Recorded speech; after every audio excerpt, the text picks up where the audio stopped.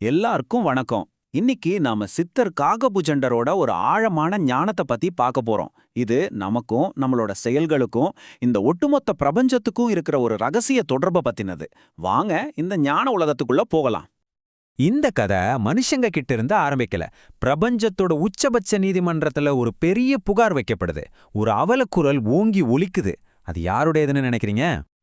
ஆமா, இந்த புகாரை கொடுத்தது ஐந்தறிவு ஜீவராசிகள் தான். அத்தனை ஜீவராசிகளும் ஒன்னா சேர்ந்து மனித குலத்துக்கு எதிரா ஒரு மிக வலுவான வாதத்தை முன்வைக்குது. அது அந்த பிரபஞ்சத்தையே ஒரு நிமிஷம் அதிர வச்சிடுச்சு. ஈஸ்வரனும் அந்த ஜீவராசிகளோட கோரிக்கைய ஏத்துக்கிட்டாரு. அப்போ ஒரு பிரபஞ்ச விதியே உருவாச்சு. அதாவது நாம மத்த உயிரினங்களை எப்படி நடத்துறோமோ அதை வச்சுதான் நம்ம விதியும் தீர்மானிக்கப்படும்னு ஒரு சட்டம் இயற்றப்பட்டது. சரி, மிருகங்கள்லாம் அப்படி என்னதான் புகார் பண்ணுச்சு? இங்கதான் காகபுஜண்டர் முனிவர் மனித இயல்புல இருக்கிற ஒரு பெரிய முரண்பாட்டை நமக்கு ரொம்ப அழகா விளக்குறாரு. இதுதான் ரொம்ப ஆச்சரியமான விஷயம். முனிவர் சொல்றாரு, விலங்குகள் கிட்ட துரோகமோ பொய்யோ பொறாமையோ கிடையாது. ஆனா ஆறாவது அறிவான பகுத்தறிவோட இருக்கிற நாம, அதாவது மனுஷங்க வஞ்சன பேராசைன்னு பல தீய குணங்களால நம்மள நாமே தாழ்த்திக்கிறோம். முனிவர் ரொம்ப வேதனையோட ஒரு விஷயத்த சொல்றாரு. எத்தனையோ யுகங்களா பார்த்துட்டு இருக்கேன், எத்தனையோ பிறவிகள் எடுத்தாச்சு, எத்தனையோ பாடங்கள் கத்துக்கிட்டோம். ஆனாலும் மனுஷன் மட்டும் தன்னோட தவறுகளை திரும்ப திரும்ப செஞ்சுக்கிட்டே இருக்கான். தன்னோட துன்பத்துக்கு என்ன காரணம்னே புரிஞ்சுக்க மாட்டேங்கிறான்னு சொல்றாரு. ஆனா இதுக்கு ஒரு விமோசனமே இல்லையா? எல்லாம் முடிஞ்சு போச்சா? இல்ல.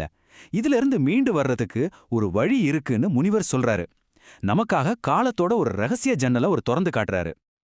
சித்திரகுப்தனோட 1/2 மணி நேரமா? அப்படின்னா என்ன? இது நேரடியா ஒரு 30 நிமிஷம் கிடையாது. இது ஒரு உருவகம். இது முழு சித்திர மாசத்தையும் குறிக்குது. இந்த ஒரு மாசத்துல நம்ம செய்யற ஒவ்வொரு செயலுக்கும் ஒரு அசாதாரணமான சக்தி இருக்கு. நம்ம விதியையே மாத்தி எழுதக்கூடிய ஒரு வாய்ப்பு இது. அப்போ இந்த முக்கியமான மாசத்துல நாம என்ன செய்யணும்? முனிவர் ரொம்ப எளிமையான ஆனா ரொம்ப சக்தி வாய்ந்த சில வழிகளை சொல்றாரு. காஞ்சிபுரம் சித்திரகுப்தன் கோயில்லையோ இல்ல திருவண்ணாமலை அருணாச்சலேஸ்வரர் கோயில்லையோ ஒரு விளக்கேத்தலாம். அந்த விளக்க பார்த்துக்கிட்டே சித்திரகுப்தாய நமகான்னு சொல்லலாம். அப்புறம் வெற்றில மேல சக்கரை வச்சு படைக்கலாம். இதெல்லாம் யார் வேணும்னாலும் செய்யக்கூடிய விஷயங்கள் தான். சரி, இந்த சடங்குகள் மட்டும் செஞ்சா போதுமா? நிச்சயமா இல்ல. உண்மையான நோக்கம் இல்லாம செய்யற எந்த ஒரு சடங்குக்கும் அர்த்தமே இல்லைன்னு முனிவர் ரொம்ப ஆணித்தரமா சொல்றாரு. முனிவர் நம்ம கிட்ட ஒரு கேள்வி கேட்கிறாரு. நாம செய்யற சடங்குகள், சொல்ற மந்திரங்கள் எல்லாத்தையும் தாண்டி இந்த பிரபஞ்சம் உண்மையிலே எந்த விஷயத்துக்கு மதிப்பு கொடுக்குது? அதோட நாணயம் எது? இதுதான் இந்த போதனையோட மையக் கருத்துனே சொல்லலாம். பிரபஞ்சம் நம்ம கிட்ட இருந்து பணத்தையோ பெரிய பெரிய யாகங்களையோ எதிர்பார்க்கல. அது எதிர்பார்க்கறது எல்லாம் பசியோட இருக்கிற ஒரு விலங்குக்கு நாம வைக்கிற ஒரு வாய் சோறு, இல்ல தாகத்தோட இருக்கிற ஒரு உயிருக்கு நாம கொடுக்கிற கொஞ்சம் தண்ணி. இது மாதிரியான சின்ன சின்ன கருணை செயல்களுக்கு மட்டும்தான் பிரபஞ்சம் செவிசாய்க்கும். நாம இதிலிருந்து எடுத்துக்க வேண்டிய மிக முக்கியமான பாடம் இதுதான். முதல்ல பதிலுக்கு எதுவும் கேட்க முடியாத ஜீவன்களுக்கு நாம கொடுக்கணும். அப்படி கொடுக்கும்போதுதான் நமக்காகவும் நம்ம குழந்தைங்களுக்காகவும் பிரபஞ்சத்துக்கிட்ட கேட்கிற தகுதியே நமக்கு வருது. இதுதான் பிரபஞ்ச நீதியோட அடிப்படை. இப்போ பாதை எதுன்னு நமக்கு தெளிவா தெரிஞ்சிடுச்சு. ஆனா இந்த பயணத்துல நம்ம யார்கிட்ட வழிகாட்டல் கேட்கறோங்கிறது ரொம்ப முக்கியம். இங்கதான் முனிவர் ஒரு பெரிய எச்சரிக்கை கொடுக்கறாரு. ஆன்மீகத்தை ஒரு வியாபாரமா மாத்தி காசுக்காக குறுக்கு வழிகளை சொல்லித்தர பொலி குருமார்கள் கிட்ட ரொம்ப எச்சரிக்கையா இருக்கணும்னு முனிவர் சொல்றாரு. கடவுள் என்கிட்ட பேசுறாரு, என் கூடவே இருக்காருன்னு சொல்றவங்கள நம்பாதீங்க, அவங்களோட ஆட்டம் ரொம்ப நாளைக்கு நிக்காதுன்னு தெளிவா சொல்றாரு. இது ரொம்ப ஆழமான ஒரு எச்சரிக்கை. நீங்க ஒரு தவறான மனுஷனை வழிகாட்டியா ஏத்துக்கிட்டீங்கன்னா, அவரோட பேச்சை கேட்க ஆரம்பிச்சீங்கன்னா, அவரோட கர்மாவையும் நீங்க உங்க மேல ஏத்திக்கிறீங்க.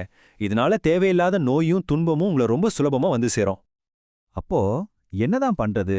முனிவர் சொல்றாரு, முதல்ல உங்களோட சொந்த புத்திய பகுத்தறிவா பயன்படுத்துங்க. ரெண்டாவதா சொன்னத வாழ்ந்து காட்டின திருமூலர் மாதிரி உண்மையான சித்தர்களோட எழுத்துக்களை படிங்க. அவங்களோட ஒவ்வொரு வார்த்தையும் அவங்க அனுபவத்திலிருந்து வந்தது, அதை நம்புங்க. இப்போ நாம கடைசி கட்டத்துக்கு வந்திருக்கோம்.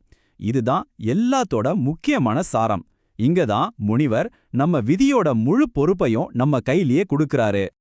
பாருங்க, விதிங்கிறது ஏற்கனவே எழுதி வச்ச ஒரு விஷயம் இல்ல. அது ஒரு சிம்பிள் கணக்கு மாதிரி. நீங்க தர்மத்தோட வழியில நடந்தா, எல்லா உயிர்களையும் நேசிச்சா, இந்த பிரபஞ்சமே கிரகங்களும் கூட உங்களுக்கு ஆதரவா மாறும்.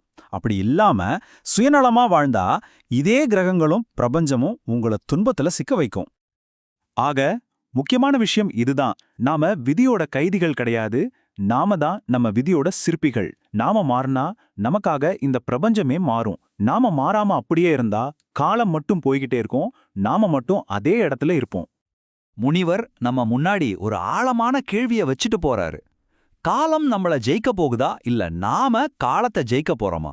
இந்த முடிவு உங்க கையில தான் இருக்கு. நீங்க எதை தேர்ந்தெடுக்க போறீங்க?